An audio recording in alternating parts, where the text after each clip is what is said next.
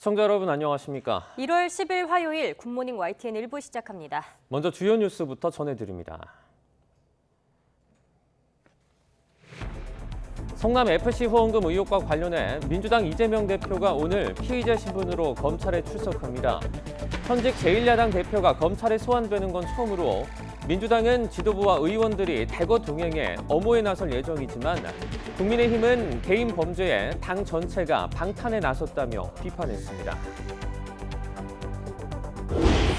방역당국이 다음 주 실내 마스크 의무를 해제할지 논의하기로 해 이르면 설 연휴 전에 결과가 나올 거로 보입니다.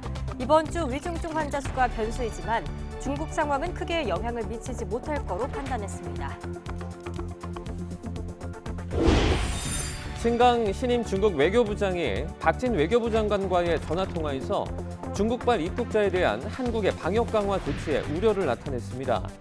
중국 내륙 한가운데 있는 허난성 농촌까지 코로나19가 퍼져 주민 90%가 감염됐다는 공식 발표가 나왔습니다. 6명이 숨진 광주 현대 아이파크 아파트 붕괴 사고가 발생한 지 1년이 지났습니다. 재판이 진행되고 있지만 처벌과 행정처분은 아직 이루어지지 않고 있고 입주 예정자들과 인근 상인들만 피해를 고스란히 떠안고 있습니다. 집중 보도합니다. 가짜 뇌전증 진단을 받아 병역을 면제받을 수 있게 도운 혐의를 받는 또 다른 병역 브로커 김모 씨가 구속됐습니다. 검찰은 의뢰인 10명이 실제 병역 면탈로 이어졌고 김 씨가 1억여 원을 사례비로 챙긴 것으로 보고 있습니다. 오늘도 서쪽 지방을 중심으로 초미세먼지 농도가 짙게 나타나겠습니다. 미세먼지는 이번 주 금요일쯤 해소될 전망입니다. 네, 첫 소식 성남FC 후원금 의혹입니다. 해당 의혹과 관련해 민주당 이재명 대표가 오늘 오전 검찰에 출석해 조사를 받습니다. 대선 전에 제기된 여러 의혹 사건 가운데 검찰 조사를 직접 받는 건 이번이 처음인데요. 제3자 뇌물 혐의 적용이 가능한지가 핵심 쟁점입니다. 김태원 기자입니다. 민주당 이재명 대표는 성남FC 의혹과 관련한 검찰 조사 직전 자신의 입장을 직접 밝힐 예정입니다. 공당의 대표로서 필요한 이야기를 하겠다는 겁니다. 검찰이 적용한 제3자 뇌물 혐의에 대한 입장을 다시 한번 밝힐 것으로 보입니다. 이 대표는 대선 전에 제기된 여러 의혹 사건과 관련해 검찰에 출석하는 건 이번이 처음입니다.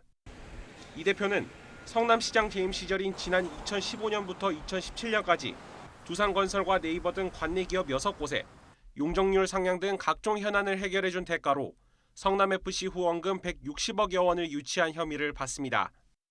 검찰은 이재명 대표가 정치적 약속을 지킨다는 개인적인 목적으로 기업들의 후원금을 요구했다고 보고 있습니다. 행정 편의가 필요했던 기업들과 이 대표의 이해관계가 맞아떨어지며 대가성 후원이 이루어졌다는 게 검찰의 입장입니다. 이 대표 측은 시민구단인 성남FC에 후원금을 유치한 건 성남 시민의 이익이라고 반박해왔습니다. 공익을 위한 결정으로 공정성과 청렴성을 해친 게 아닌 만큼 뇌물죄가 성립할 수 없다는 겁니다. 이처럼 검찰과 이 대표 주장이 팽팽히 맞서기 때문에 이번 조사는 상당히 길어질 것으로 보입니다. 관내 기업과 성남시청, 성남FC 등에 대해 대대적인 압수수색을 벌인 검찰은 혐의 입증에 자신감을 보이고 있습니다. 주말 일정까지 모두 취소한 이재명 대표는 변호인단과 함께 검찰의 수사 자체에 문제가 있다는 식으로 파고들 것으로 예상됩니다. 검찰은 이 대표를 불러 조사한 뒤 기소 여부를 결정할 방침인데 결과에 따른 파장이 만만치 않을 전망입니다. 이번 검찰 조사에는 민주당 지도부가 함께하고 지지자 1,500여 명이 검찰청사 주변에 집결할 예정입니다. 반대단체 회원 1,000여 명도 맞불 집회를 예고하고 있습니다.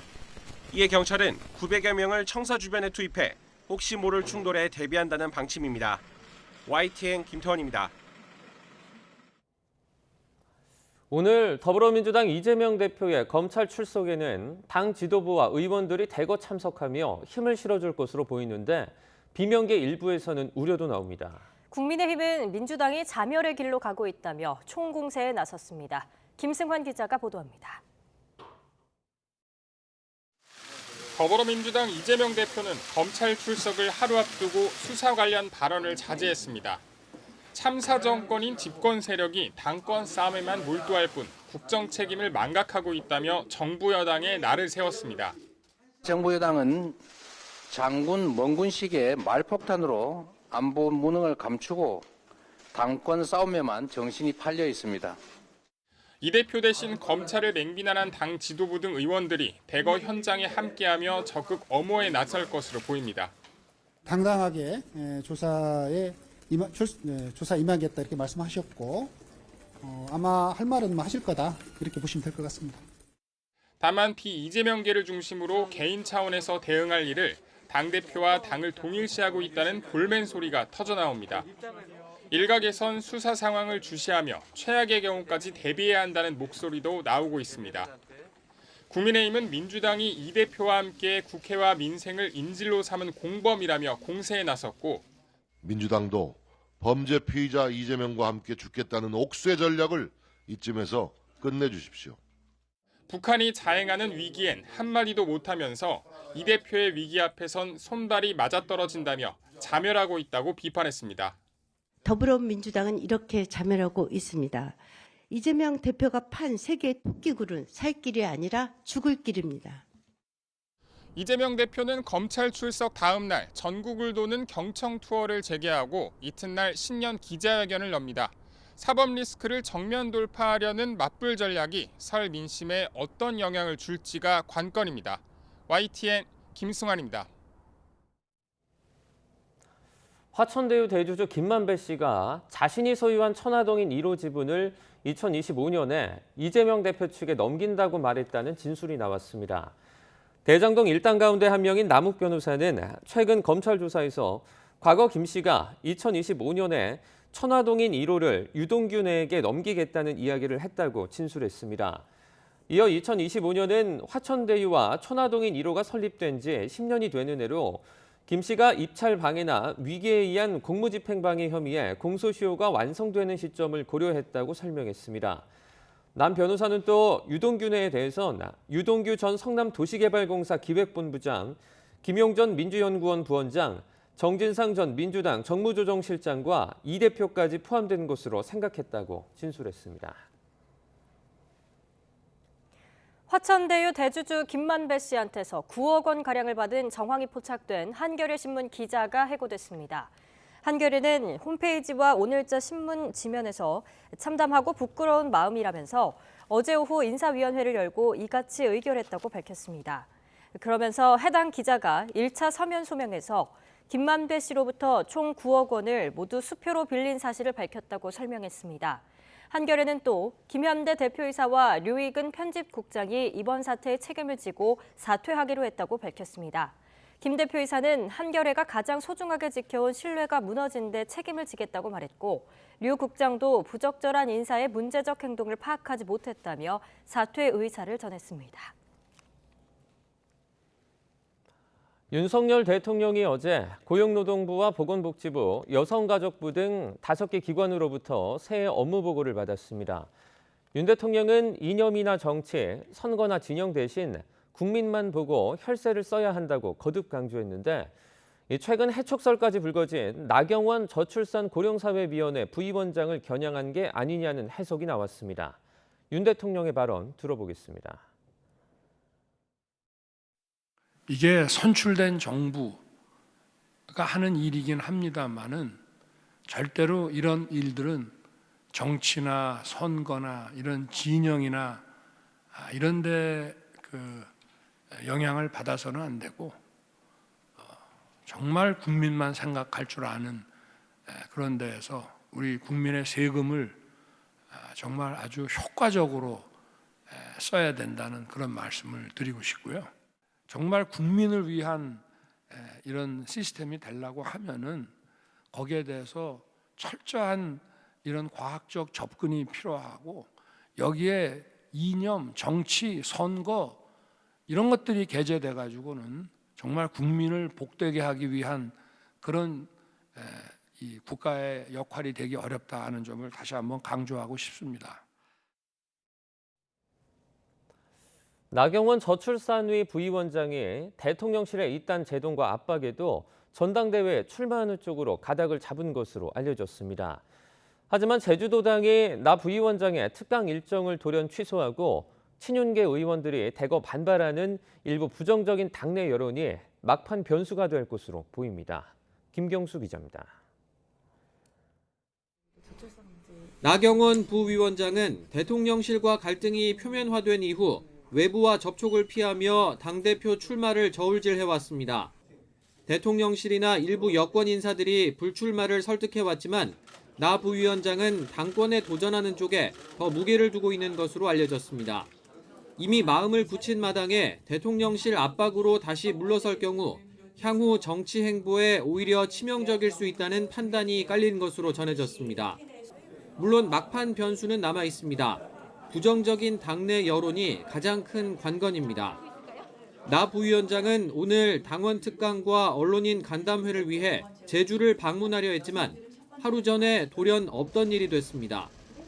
제주 도당이 최근 대통령실과의 갈등을 의식해 먼저 취소 요청을 한 건데 다른 당협으로 번질지 관심입니다.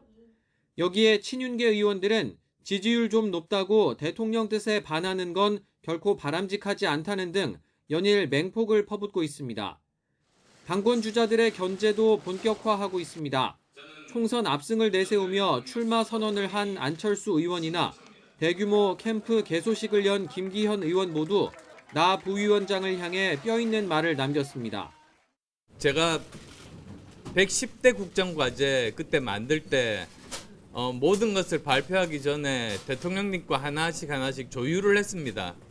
그래서 모두 다 이제 공감대를 형성하고 제가 출마할지 말지를 예단하는 것 자체가 어리석은 일이라고 생각하고요. 우리 나 부위원장이 현명하게 잘 처신하고 판단할 것이라고 저는 기대합니다. 물론 친윤계 의원들의 지나친 공세에 대한 역풍으로 나 부위원장에 대한 우호적인 여론이 높아질 가능성도 남아 있습니다. 일부 청년 당원들의 지지 선언도 같은 맥락으로 읽힙니다. 나경원 전 원내대표와 같이 당원들의 큰 지지를 받는 후보가 반드시 참여해 컨벤션 효과를 일으키고 이제 채 2달이 남지 않은 전당대회를 앞두고 당권 경쟁에 본격적으로 불이 붙는 모양새입니다. 나경원 부위원장과 유승민 전 의원 등 주요 주자들의 출마 여부에 따라 당권 구도는 다시 한번 크게 출렁일 수밖에 없어 보입니다. YTN 김경수입니다. 국회에서 열릴 예정이었던 정치풍자 작품 전시회가 개막을 앞두고 기습 철거됐습니다.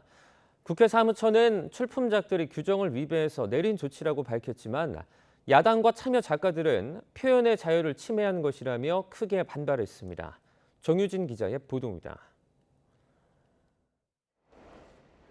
국회의원회관 로비가 텅 비어 있습니다. 어제부터 열릴 예정이던 정치풍자 전시회 작품들을 국회 사무처가 새벽에 기습적으로 철거한 겁니다. 작가 30여 명이 참여한 전시회에는 윤석열 대통령과 김건희 여사 등 현 정부를 노골적으로 비판하는 작품이 포함될 예정이었습니다. 국회 사무처는 출품작이 특정 개인이나 단체를 비방하는 내용을 담으면 안 된다는 조항을 들어 철거 배경을 설명했습니다. 여기에 이태원 참사 국정조사가 진행되는 엄중한 상황에서 정치적 논란이 될 수 있다는 우려가 나와 연기하는 게 좋겠다고 판단했다는 겁니다. 지금 이태원 국정 한참 진행 중입니다. 각별히 이 전시회를 준비해 주신 관계자 분들과 충분히 소통이 이루어지지 못한 부분은 유감으로 생각합니다. 주최한 야당 의원들은 현 정부가 표현의 자유를 억압하고 있다며 강력히 반발했습니다. 웃자고 얘기하는데 죽자고 덤비는 국회 사무처입니다. 이러한 지레짐작, 자기검열은 국회 사무처만의 문제가 아닙니다. 참여 작가들도 국회를 항의 방문해 이미 허가받은 전시회를 갑자기 취소한 데는 정치적인 배경이 있는 게 아니냐고 목소리를 높였습니다. 어쩌면 윤석열 대통령을 풍자하는 작품들 때문에 이것을 급히 철거하지 않았나 하는 의심을 지울 수가 없어요. 반면 국민의힘은 정치풍자 수준을 넘은 국가 원수에 대한 인신모독이었다고 혹평했습니다. 정도라는 것을 망각한 채 자극적 요소만을 살려 선전선동하는 모습을 버리고 품격과 예의를 갖춘 국회의원의 모습을 기대합니다. 작가들은 논의 끝에 국회 전시를 포기하고 서울 다른 장소에서 전시회를 다시 열기로 했습니다. YTN 정유진입니다. 정기석 코로나19 특별대응단장이 어제 중국발 해외 유입 변수와 관련해서 영향이 크지 않을 수 있다고 예측했습니다. 마스크 권고안 결정에 반영하는 지표에도 큰 영향을 미치지 않을 거로 내다봤는데요. 다만 위중증 환자 숫자가 중요하다면서 이 추세가 꺾이면 본격적으로 실내 마스크 권고안 논의를 시작할 수 있다고 말했습니다. 직접 들어보겠습니다. 해외에서 보도된 내용이나 논문 같은 것들을 좀 종합적으로 살펴보면 우리를 위협할 만한 새로운 변이가 조만간에 나타나기는 좀 어렵지 않나, 그렇게 조심스럽게 예측은 하고 있습니다. 현재 중국은 아마도 12월 초부터 시작된 대유행의 1차 유행이 아마 정점을 지나가고 있는 듯이 보입니다만은 지역이 워낙 넓고 성마다 다른 환경을 갖고 있기 때문에 지금 우리나라에 들어오고 있는 입국자 중에서 감염자 숫자가 매우 적습니다. 어저께는 불과 7명이 발견이 된 상태입니다. 그렇다면은 우리가 계획하고 있는 4가지 지표에 크게 영향을 미치지는 않을 것이다. 위중증이 조금 문제입니다. 위중증이 늘어나면 그 숫자의 딱 절반은 사망합니다. 이 숫자만 어느 정도 안정이 되면서 꺾이는 모습을 만일 이번 주에 우리가 본다면은 다음 주쯤에는 실내 마스크 의무 조정에 대해서 논의를 정식으로 시작해 볼 수 있다. 그렇게 말씀드립니다. 친강 중국 신임 외교부장이 어제 박진 외교장관과 통화하면서 중국발 입국자에 대한 우리나라의 방역 강화 조치에 우려를 표했다고 중국 외교부가 밝혔습니다. 중국 외교부는 홈페이지에 올린 양국 외교장관 통화 결과 자료에서 친강 부장은 한국이 최근 중국발 입국자에 대해 임시 제한 조치를 취한 데에 대해서 우려를 표하고 한국이 객관적이고 과학적 태도를 갖길 희망했다고 전했습니다. 중국의 내륙 한가운데 위치한 허난성 농촌까지 코로나19가 퍼지면서 주민 90%가 감염됐다는 공식 발표가 나왔습니다. 불과 며칠 전까지 병원과 약국, 장례식장에 펼쳐졌던 장사진이 이번에는 여권을 발급받으려는 대기줄로 바뀌었습니다. 베이징 강정규 특파원이 보도합니다. 중국 31개 성시 가운데 세 번째로 인구가 많은 중원 내륙의 허난성. 감염률이 90%에 달한다는 공식 발표가 나왔습니다. 截至2023年1月6日，全省新冠病毒感染 89%。 허난성 인구 9,940만 명에 대입해보면 감염자가 8,850만 명에 달한다는 계산이 나옵니다. 남북한 인구를 모두 합친 것보다 많고 같은 날 중앙정부가 발표한 공식 감염자 수의 8,000배가 넘습니다. 이미 농촌 깊숙이 감염이 퍼졌다는 뜻이기도 합니다. 其中城市 89.1%， 농촌 88.9%。 중국 당국은 춘제 인구 대이동을 앞두고 의료 기반이 취약한 시골에 온라인 진료를 활성화하고 있습니다. 공식 방역 브리핑에선 중의학 복용법과 민간요법까지 안내했습니다. 有汉朝的方子，有清朝的方子，比如说血脉承气汤、大承气汤、大柴胡汤等等。 이런 감염 확산세와 별개로 출입국 관리사무소 앞엔 긴 줄이 섰습니다. 입국 격리 폐지와 함께 그동안 막혀있던 여권 갱신과 신규 발급이 재개된 겁니다. 因为疫情原因嘛，所以就一直等一等，然后就是期盼着能在日本能多玩一玩，多看一看。 그동안 불투명한 역학 정보로 지적을 받던 중국은 XBB 변이의 진원지로 미국을 지목하며 국제사회에 자료를 공개하라고 역공을 폈습니다. 베이징에서 YTN 강정규입니다.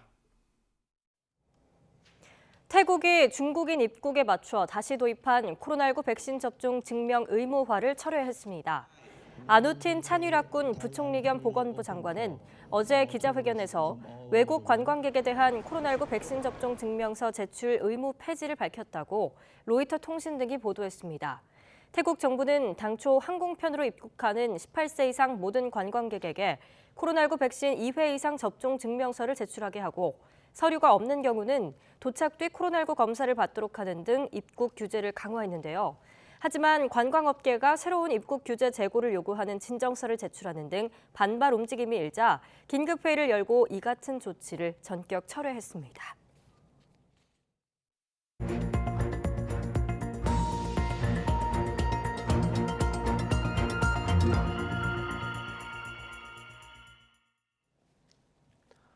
여섯 명의 목숨을 앗아간 광주광역시 현대 아이파크 아파트 붕괴 사고가 발생한 지 1년이 다 됐습니다. 경찰 수사 결과 총체적인 안전 부실이 낳은 인재로 결론 났는데요. 시공사인 현대산업개발을 포함해 모두 20여 명이 사고 책임자로 지목돼 재판을 받고 있습니다. 시공사에 대한 행정처분은 해를 넘기도록 이루어지지 않고 있는데 강력한 처벌을 요구하는 목소리가 큽니다. 먼저 나연호 기자의 보도입니다.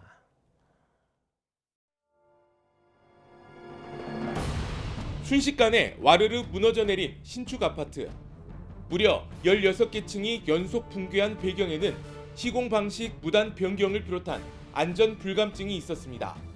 경찰은 그야말로 총체적인 부실이 복합돼 사고가 났다고 결론지었습니다. 구조 검토 없이 39층 바닥 시공을 데크 플레이트 방식으로 변경하면서 PT층에 콘크리트 지지대를 설치하여 하중을 크게 증가시켰고 아래 3개 층에 동바레를 설치하지 않았으며 붕괴 사고에 직접적인 과실이 있거나 불법 제하 도급에 연루된 21명이 재판을 받고 있습니다. 이 가운데 현장 소장을 비롯한 현대산업개발 3명, 하도급 업체 2명, 현장 감리 1명이 구속됐습니다. 그런데 막상 재판에 넘겨진 시공사와 하도급 업체는 서로 책임을 떠넘기고 있습니다. 신축 아파트 붕괴 사고가 일어난 시점은 중대재해처벌법이 시행되기 불과 보름 전이었습니다. 이 때문에 시공사 HDC 현대산업개발은 사업주 처벌을 피해갈 수 있었습니다. 사고가 난 지 1년이 됐는데도 행정처분이 지지부진한 건 마찬가지입니다. 2차례 청문 절차가 있었지만 결론은 내리지 못한 채 1심 재판 결과만을 기다리는 처지입니다. 2년 이상의 영업정지가 필요하다는 중징계안을 이미 내린 거잖아요. 그러한 상태에서 늦어지고 있다는 것 자체가 뭔가 어떤 꼼수가 있는 게 아닌가, 봐주기 위한 수순이 아닌가 하는 의심을. 행정처분이 늦어지게 되면 영업을 계속 지속할 수 있습니다. 그리고 1년 뒤든 2년 뒤든 행정처분이 내려질 때 영업을 안 해도 될 만큼의 공사 현장을 확보할 수 있는 장점들이 있기 때문에 철거 건물이 갑자기 넘어지면서 지나가던 시내버스를 덮쳐 9명이 숨진 광주 학동사고까지. HDC 현대산업개발은 7달 사이 광주에서만 대형 인명사고를 2건이나 냈습니다. 참사 직후 후속 입법 대책이 쏟아졌지만 대부분 국회 문턱을 넘지 못한 채 시간을 흘려보내고 있습니다. YTN 나연호입니다. 붕괴 사고가 발생했던 광주광역시 현대 아이파크 주변의 상가는 하루하루 힘겹게 버티고 있습니다. 무엇보다 새 아파트에 들어갈 날만 기다리던 입주 예정자들은 불편이 이만저만이 아닌데요. 이러한 고통은 아파트 철거와 재시공이 끝나는 5년 뒤까지 이어질 것으로 보입니다. 계속해서 오선열 기자의 보도입니다. 붕괴 사고가 난 광주 화정 아이파크입니다. 이 주변에는 상가들이 자리 잡고 있는데요. 사고 1년이 지났지만 아직 정상화하지 못했고 상가 곳곳에는 임대 표시가 나붙었습니다. 사고 당시 붕괴 잔해가 덮친 문구돔의 상가들은 2달 동안 문을 닫을 수밖에 없었습니다. 그동안 거래처는 뚝 끊겼고 극심한 경영난에 빈 상가만 늘고 있습니다. 영업 중지됐을 때 빠져나간 거래처들이 다시 유입이 되지가 않습니다. 고사 위기죠 지금. 마지못해 폐업하지 못해서 아직 버티고 있으신 분들도 계시고. 정성스레 장사 준비를 해보지만 공사장에서 나온 분진 때문에 물건을 진열하기도 꺼려집니다. 그저 한산한 거리를 바라보며 애타게 손님을 기다릴 뿐입니다. 시멘트 가루가 이렇게 많이 떨어지는데 이걸 어떻게 저희가 다 감당을 하겠어요. 저희 상인 중에는 이미 시멘트 가루 때문에 피부에 염증이랑 많이 생기신 분도 계세요. 붕괴 사고 피해를 본 상가 87곳 가운데 문구와 화훼상가 등 30곳 이상은 피해 보상이 끝나지 않았습니다. 공사가 진행되는 동안 구청과 건설사 모두 상인 피해를 줄일 뚜렷한 대책도 없습니다. 상인들뿐만 아니라 이 주변을 다니는 많은 시민들 건강을 위해서라도 안전을 가장 우선시하는 해체 작업을 하셔야 된다고 생각을 합니다. 대안이나 대책도 없이 주변에 있는 민원인들 희생만 강요하고 있습니다. 이미 지난해 11월 입주가 끝났을 5천여 명은 하염없는 기다림 속에 살고 있습니다. 입주 시점에 맞춰진 모든 계획이 틀어지며 전월세를 전전해야 하는 신세가 됐습니다. 70개월 동안 전세만 살 수 없는 부분이잖아요. 월세 사는 사람들도 마찬가지고 풀어야 될 문제들은 아직도 산적이 남아있죠. 무너진 아파트를 모두 헐어내고 다시 지어지는 때는 빨라야 오는 2027년 12월. 붕괴 사고는 부실하고 무리하게 공사를 진행한 건설사가 냈지만 피해는 주변 상인들과 입주 예정자들이 고스란히 떠안고 있습니다. YTN 오선일입니다. 허위로 뇌전증 진단을 받아서 병역을 회피하도록 도운 혐의를 받는 병역 브로커 김모 씨가 구속됐습니다. 김 씨는 계약금을 안 내겠다는 의뢰인에게는 법원에 강제 집행까지 시도한 것으로 드러났습니다. 이준엽 기자가 전합니다. 구속영장 실질심사를 위해 법원에 출석한 병역 브로커 김모 씨. 이미 구속 상태로 재판에 넘겨진 다른 브로커 구모 씨를 통해 병역 회피 수법을 익힌 것으로 알려졌습니다. 혐의 인정하십니까? 의뢰인 절차 내용 보시고 어떤 입장이세요? 모두 인정하시나요? 영장 새로 청구했는데 심경 어떻습니까? 법원은 결국 김 씨를 구속할 필요성이 인정된다며 영장을 발부했습니다. 김 씨는 예비역 소령임을 내세우며 군 전문 행정사로 활동해왔습니다. 군대를 전역하자 큰돈을 벌 수 있다면서 구 씨가 먼저 접근해 일을 배웠고 구 씨 사무소의 경기 지역 지사장을 맡기도 했습니다. 김 씨가 구 씨에게 배운 수법으로 허위로 뇌전증 진단을 받도록 도운 의뢰인은 20명 정도인 것으로 전해졌습니다. 검찰은 이 가운데 10명은 실제 병역 면탈로 이어졌고 김 씨가 이들로부터 모두 1억 1천만 원을 사례비로 챙긴 것으로 보고 있습니다. 김 씨는 적게는 600만 원, 많게는 2천만 원대 사례비를 받았는데 일부 의뢰인은 돈을 주지 않았습니다. 이럴 경우 김 씨는 법원에 지급 명령 신청까지 한 것으로 파악됐습니다. 상담을 시작하며 계약서를 작성했는데 김 씨는 불법 행위를 포기한 의뢰인에게 계약금은 줘야 한다며 법적 대응에 나선 겁니다. 이후 김 씨가 실제 강제 집행을 시도했지만 법원은 위법한 계약이라는 이유로 기각했습니다. 김 씨는 검찰 조사 과정에서 자신의 혐의를 모두 인정한 것으로 알려졌습니다. YTN 이준엽입니다. 기시다 후미오 일본 총리가 프랑스 파리에서 유네스코 사무총장을 만나서 우리나라가 반대하고 있는 사도광산의 세계문화유산 등재 문제를 논의했습니다. 우리나라와의 역사 전쟁에서 결코 밀리지 않겠다는 의지를 드러낸 거로 풀이됩니다. 김원배 기자입니다. 오는 5월 히로시마 G7 정상회담을 앞두고 G7 회원국 순방에 나선 기시다 후미오 일본 총리가 프랑스 파리에서 오드레 아줄레 유네스코 사무총장을 만났습니다. 일본 교도통신은 기시다 총리가 아줄레 사무총장에게 사도 금산에 대한 일본 정부의 입장을 설명했다고 보도했습니다. 또 사도 금산의 세계문화유산 등재를 위한 이해를 구한 것으로 보인다고 전했습니다. 교도통신은 일본 정부가 지난해 2월 사도 금산을 유네스코에 추천했으나 내용 미비를 지적받아 올해 세계문화유산 등재를 포기했으며 추천서를 수정해 내년 이후 등재를 목표로 한다고 보도했습니다. 일본이 사도 금산이라고 부르는 사도 광산은 니가타 현에 있는 사도섬 내의 광산입니다. 에도 시대엔 금광으로 유명했지만 태평양 전쟁 당시 전쟁 물자 조달을 위해 구리, 철 등을 채굴했으며 이 과정에서 1000명 이상의 조선인들이 강제 노역을 강요당했습니다.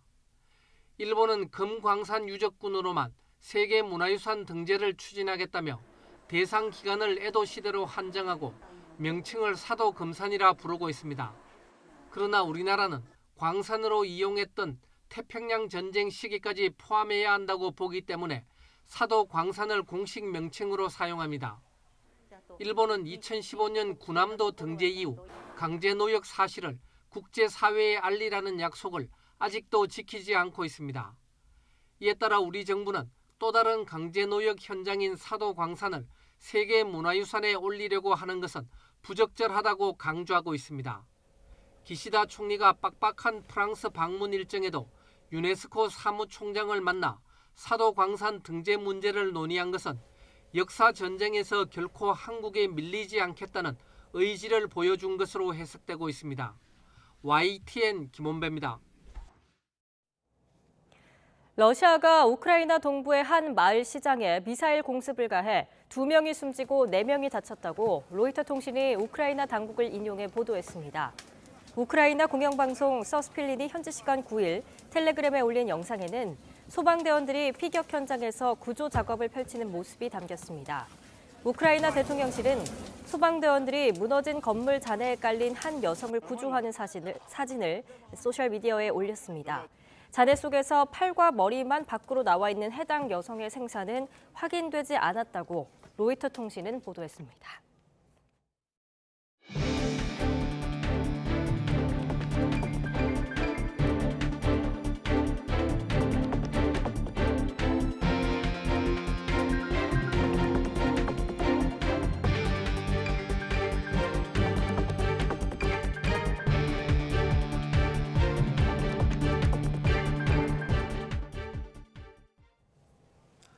오늘 검찰 소환 조사를 앞둔 민주당 이재명 대표는 윤석열 정부를 겨냥해 뻔뻔하고 대책 없는 정권이라며 비난의 수위를 끌어올렸습니다. 여기에 맞서 국민의힘 정진석 비상대책위원장은 이 대표와 민주당을 싸잡아 국회와 민생을 인질로 삼고 있다며 맹비난했는데요. 여야 대표 사이에 오간 날선 공반전 함께 들어보겠습니다. 이 정권이 번데기 정권 같다. 뻔뻔하고 대책 없고 기가 막히다. 이런 얘기를 한다고 합니다. 오죽하면 이런 얘기가 나올까 싶은데 내로남불 뻔뻔해져서는 안 됩니다. 그리고 경제, 안보 모든 면에서 정말 대책이 없습니다. 이재명 대표가 내일 검찰에 출두합니다. 민주당 지도부를 모두 이끌고 나가서 위세를 과시한다고 합니다. 저는 지금까지 민주당이 이재명 대표에게 인질로 잡혀 있다고 생각했습니다. 이쯤 되면 민주당 역시 이재명 대표와 함께 국회와 민생을 인질로 삼은 공범이라고 간주할 수밖에 없습니다. 성남FC 후원금 의혹과 관련해 오늘 검찰에 출석하는 더불어민주당 이재명 대표가 목요일인 오는 12일엔 전국 현안 등에 대한 입장을 직접 밝힙니다. 안호영 수석 대변인은 어제 국회에서 기자들과 만나 이 대표가 목요일 오전 신년 기자회견을 할 예정이라고 밝혔습니다. 이어 오늘 이 대표가 검찰에 출석하면서 포토라인에서 필요한 얘기를 할 거라며 최고위원 등 당 지도부가 대거 동행하는 것에 대해선 이 대표가 만류하는 분위기지만 전체적으로 많이 가야 하는 게 아니냐는 얘기가 있었다고 덧붙였습니다. 화천대유 대주주 김만배 씨가 자신이 소유한 천화동인 1호 지분을 2025년에 이재명 더불어민주당 대표 측에 넘긴다고 말했다는 진술이 나왔습니다. 대장동 일당 가운데 한 명인 남욱 변호사는 최근 검찰 조사에서 과거 김 씨가 2025년에 천화동인 1호를 유동규네에게 넘기겠다는 이야기를 했다고 진술했습니다.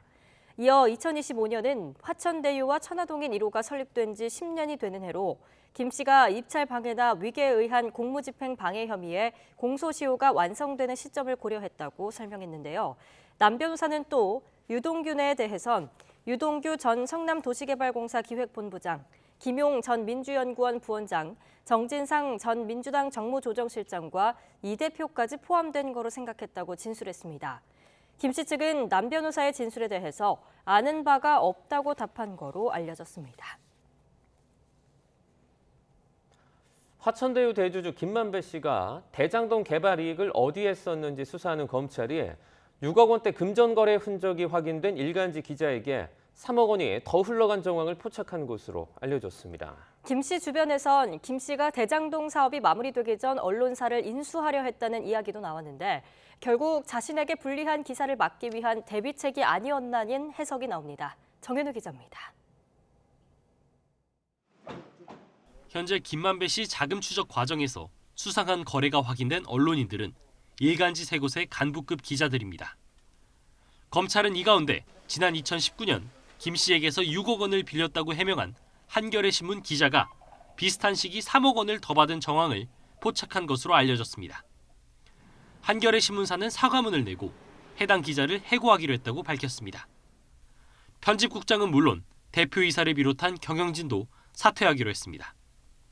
대장동 로비 의혹이 언론계로 번지자 김 씨 주변의 관련 증언도 재조명되고 있습니다. 김 씨가 예전부터 친한 기자들과 골프 칠 때마다 100만 원씩 줬다든지 대장동 이익이 배당되기 전 언론사 2곳을 인수하려 했다는 얘기가 대표적입니다. 인수 대상으로 지목된 한 매체는 재작년 김 씨가 제3자를 통해 당시 경영진을 만나고 싶다는 뜻을 전해왔지만 응하진 않았다고 해명했습니다.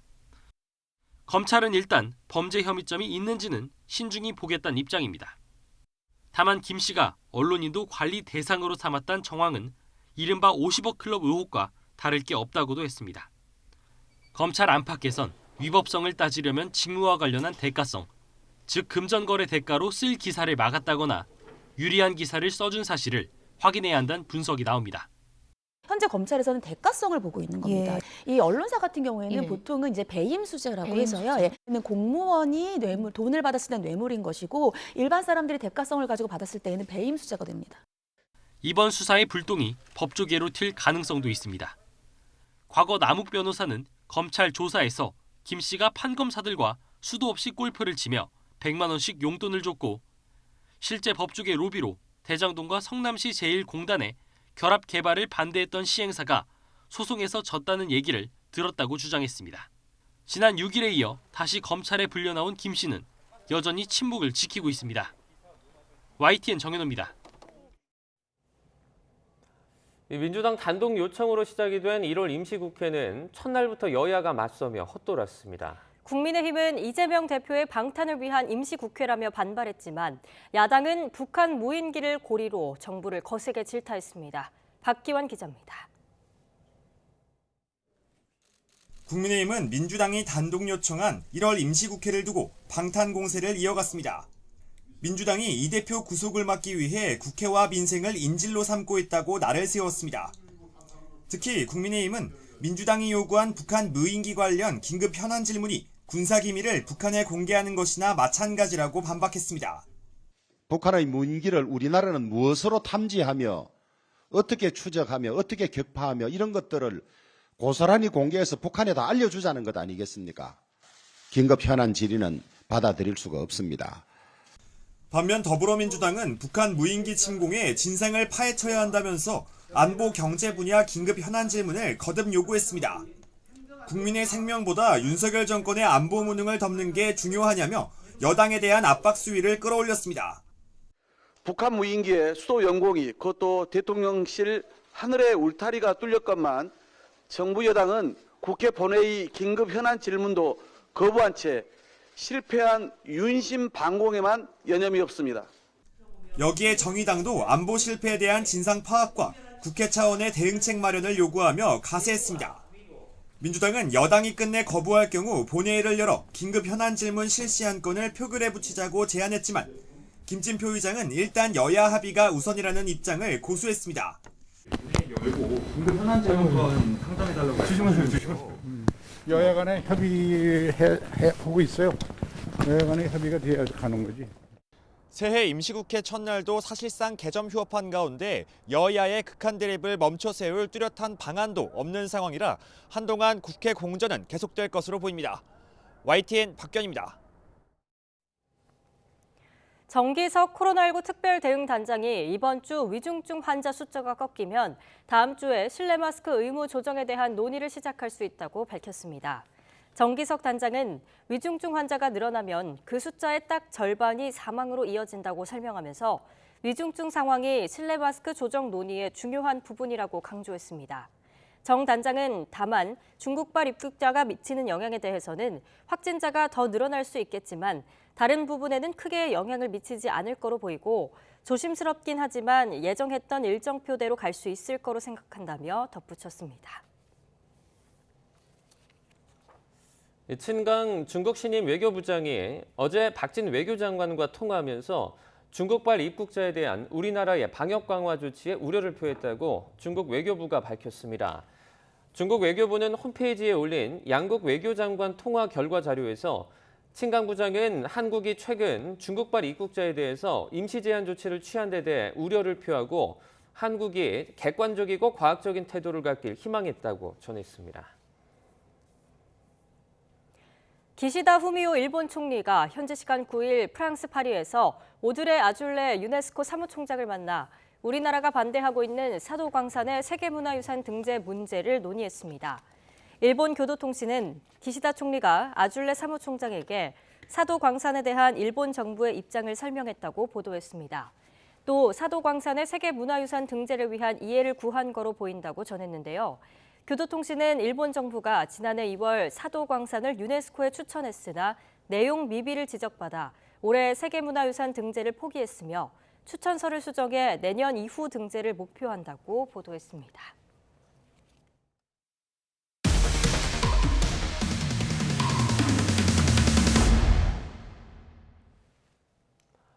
서울에 있는 한 대학병원에서 사용기한이 2달 넘게 지난 수액을 투여받은 백혈병 환자가 일주일 뒤에 숨진 사실 앞서 보도해 드렸는데요. 그런데 그날 의무 기록지에는 의료진이 잘못된 의약품을 투여한 기록이 아예 빠져 있는 걸로 YTN 취재 결과 드러났습니다. 명백한 의료 과실입니다. 황보혜경 기자의 단독 보도입니다. 항암 치료를 받던 백혈병 환자 21살 정모 씨가 사용 기한이 2달 넘게 지난 수액을 맞은 건 지난해 11월 27일. YTN은 의료진이 그날 정 씨에게 실시한 모든 의료 기록이 적힌 의무 기록지와 간호 일지를 확보했습니다. 정 씨가 문제의 수액을 맞은 시각은 새벽 4시 무렵. 이를 정 씨 어머니가 발견해 간호사에게 알린 시각은 5시간이 지난 오전 9시쯤입니다. 하지만 당일 의무 기록지엔 잘못된 수액을 놓은 기록도 중간에 정상 수액으로 교체한 내용도 모두 찾아볼 수 없습니다. 당일 간호일지는 물론 투약일지에도 사용기한이 지난 수액을 환자에게 투여했다는 내용은 빠져 있습니다. 진료기록부 내용을 아예 지웠거나 거짓으로 작성했을 가능성이 큽니다. 의료진에게 1개월 자격정지까지 내릴 수 있는 명백한 의료법 위반에 해당합니다. 의료인들은 진료기록을 반드시 진실되게 작성해야 될 의무가 있고 의무를 의료법에 정해두고 있습니다. 진료기록 허위 작성으로 인한 형사처벌까지도 받을 수 있는 이상한 부분은 또 있습니다. 병원 관계자는 YTN 취재진에게 내부적으론 아침 7시쯤 잘못된 수액을 교체한 거로 보고했다고 밝혔습니다. 이때는 잘못된 수액을 여전히 투여하고 있었던 만큼 거짓 보고를 한 셈입니다. 이에 대해 병원 측은 의무기록지나 간호일지에 사용기한이 지난 수액을 투여한 기록을 빠뜨린 건 맞다고 시인했습니다. 다만 기록을 의도적으로 조작한 사실은 없다고 주장했습니다. 또 수액을 교체했다고 잘못 보고했는지에 대해선 간호사의 기억 오류로 보인다고 해명했습니다. 지푸라기라도 잡는 심정으로 해당 병원을 찾았던 정 씨 부모님은 분통을 터뜨립니다. 제가 가서 그 교수님한테 정말 붙잡고 사정을 했어요. 제발 저희 아이 좀 살려달라고. 2달이나 지난 수액을 사용했다는 것 자체가 저희는 굉장히 원망스럽고 그런 상황이죠, 지금 심정은. 관할 지자체는 병원 측이 사용기한이 지난 의약품을 사용한 것에 대해 의료법 위반 책임이 있다고 보고 시정명령을 내린다는 방침입니다. YTN 황보혜경입니다. 어젯밤 10시 20분쯤 세종시 소정면에서 전기차가 중앙선을 넘어 중앙분리대와 부딪힌 뒤 반대편에서 오던 차량과 충돌했습니다. 이 사고로 전기차에 불이 붙었고 30대 남성 운전자는 화상을 입어 병원으로 옮겨졌습니다. 경찰은 정확한 사고 경위를 조사할 예정입니다.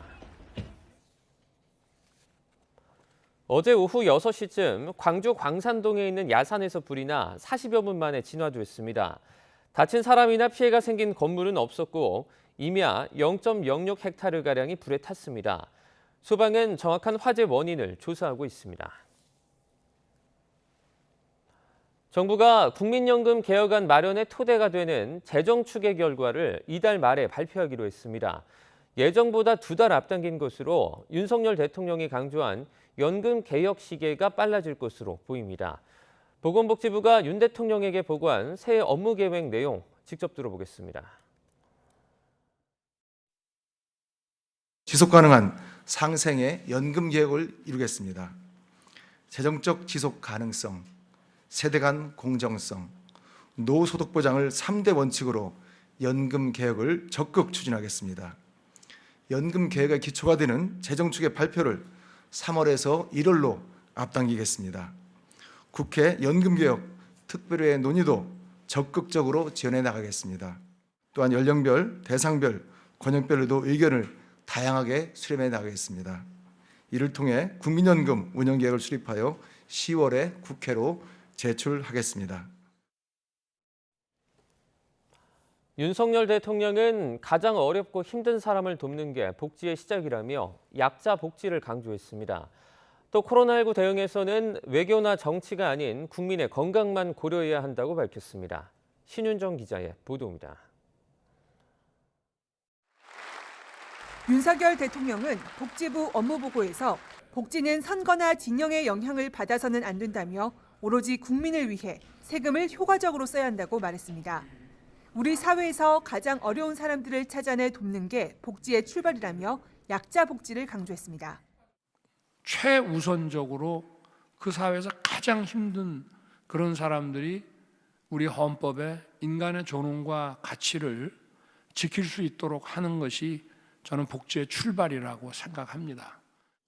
보건복지부는 사회적 약자를 촘촘하게 찾아내기 위해 질병과 채무 등의 위기 정보 입수를 확대하고 AI를 활용한 초기 상담을 도입하기로 했습니다. 또 각종 복지 사업의 선정 기준이 되는 기준 중위소득을 인상하는 등 저소득층과 장애인, 아동 등 취약계층 보호를 한층 강화하기로 했습니다. 수원 세무조 사례가 다시는 발생하지 않도록 단수단전, 건강보험료 체납에 이어 질병 채무까지 포함한 44종의 위기 정보를 입수해 위기 가구를 발굴하겠습니다.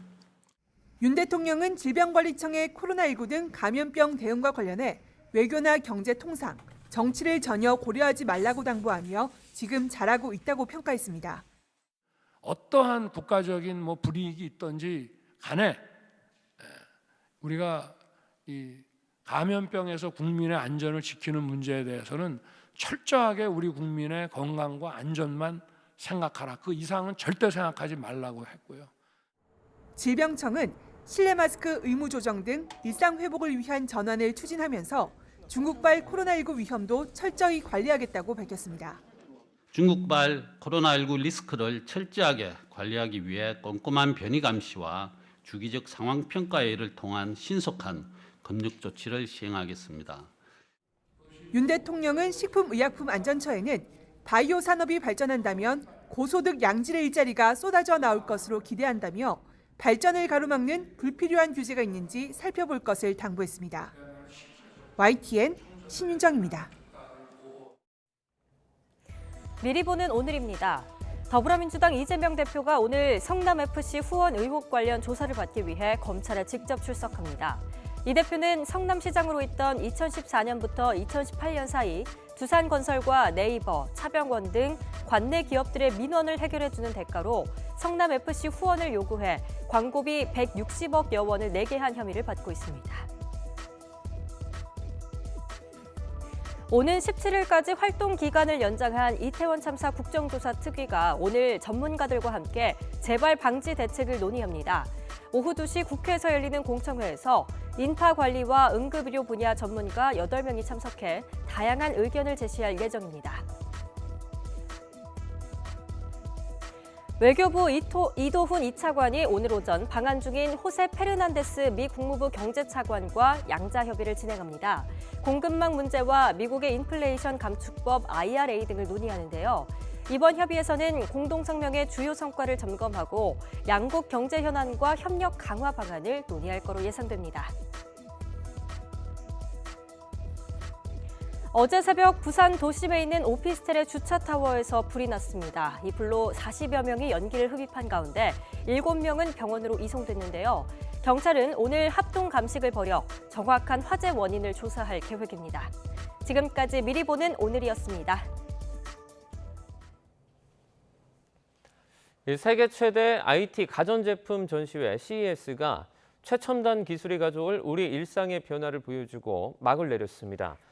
우리 기업들은 최연결 사회와 친환경 기술을 주도하며 글로벌 기업들 사이에서 존재감을 드러냈습니다. 미국 라스베가스에서 윤혜리 기자의 보도입니다. 올해 CES엔 구글과 아마존, 마이크로소프트 등의 글로벌 IT 기업이 돌아왔습니다. 이들이 주목한 건 모빌리티 기술의 진화. 특히 구글은 차량 전용 운영체제, 안드로이드 오토의 새 기능에 초점을 맞췄습니다. 하지만 화웨이나 샤오미 등 중국 기업들은 코로나 확산과 미중 갈등 여파로 참여가 저조했습니다. 대신 우리 기업들의 활약이 두드러졌습니다. 삼성과 LG는 압도적인 전시장 규모와 화려한 5개 광고로 존재감을 뽐냈습니다. 초연결 사회와 친환경 기술을 주도한 겁니다. 이번 CES에서 저희 삼성의 주제는 초연결 경험입니다. 맞춤형 경험으로 여는 초연결 시대입니다. 기업 총수 간 합종 연행도 눈길을 끌었습니다. 삼성전자 한종희 부회장은 BMW 그룹 올리버 집세 회장과 만났고 SK 최태원, 신세계 정용진, LG전자 조주환, HD 현대 정기선 등 임원진이 총출동했습니다. 여러 가지 전시를 잘 해준 거에 대해서 상당히 기쁘고요. 많은 사람들도 관심을 많이 가져서 기부금에 저희가 조금 대응할 수 있었으면 좋겠습니다. 올해 CES에는 10만 명이 넘는 관람객이 방문해 코로나 이전 수준을 어느 정도 회복했다는 평가를 받았습니다. 전시 기간 라스베이거스 도시 전체가 하나의 박람회장이었습니다. 거리를 수놓은 불빛만큼이나 많은 기업이 저마다의 기술을 뽐냈습니다. 올해 CES는 라스베이거스 야경만큼이나 화려한 볼거리를 남기고 폐막했습니다. 미국 라스베이거스에서 YTN 윤혜리입니다. 브라질 수도 브라질리아에서 8일 폭동을 일으키고 의회, 대법원, 대통령궁, 정부청사 등에 난입한 자이르 보우소나루 전 대통령의 지지자 400여 명이 체포됐습니다. 시위대는 룰라 다시우바 대통령이 승리한 지난해 10월 대선 결과에 불복해 보우소나루 전 대통령의 집권과 군사 쿠데타를 요구하는 구호를 외쳤습니다. 외신에 따르면 취임 1주 만에 소요 사태를 맞은 룰라 대통령은 소요 가담자들을 파시스트라고 부르면서 이달 말까지 이번 사태에 연방정부가 개입할 것이라고 선언했습니다. 미국 정부가 실내 공기 오염 등을 이유로 가정용 가스레인지의 판매를 금지하거나 유해물질 배출 기준을 설정하는 등의 규제 방안을 검토하고 있습니다. 블룸버그 통신은 현지 시간 9일 미국 소비자제품안전위원회가 건강호흡기 문제 등을 이유로 이런 규제를 검토 중이라고 보도했습니다. 오늘 아침은 공기가 다소 차가워졌습니다. 찬 공기가 유입되면서 현재 서울 기온이 영하 3.2도까지 내려갔는데요. 여전히 평년보다는 높지만 어제보다 6도나 낮아서 공기가 차갑습니다. 낮 동안에는 다시 기온이 크게 오르면서 어제만큼 온화한 날씨를 보이겠고요. 갈수록 기온은 오름세를 보이면서 목요일 서울 낮 기온이 12도까지 오르는 등 3월 하순에 해당하는 봄 날씨가 찾아오겠습니다. 지난 주말부터 말썽을 부렸던 미세먼지는 찬바람에 잠시 해소된 모습입니다. 하지만 낮부터 다시 대기가 정체되겠고요. 충북과 경북 지역은 종일, 그 밖에 중서부와 그리고 전북 지역은 밤부터 다시 먼지 농도가 짙어지겠습니다. 오늘도 하늘 자체는 대체로 맑겠지만 아침까지 내륙을 중심으로 안개가 짙게 끼는 곳이 있겠습니다. 현재 기온 살펴보면 서울은 영하 3.2도, 대전은 영하 4.6도로 어제보다 4에서 8도가량 낮습니다. 낮 기온은 서울 7도, 대전 9도, 광주와 대구는 11도까지 오르면서 어제만큼 온화하겠습니다. 목요일 밤 제주와 남해안을 시작으로 일요일까지 전국에 미세먼지를 해소해줄 비나 눈 소식이 있고요. 비가 그친 뒤에는 날이 다시 추워질 전망입니다. 날씨였습니다. 굿모닝 YTN 1부는 여기까지입니다. 잠시 후 2부가 이어집니다. 시청해주신 여러분 고맙습니다.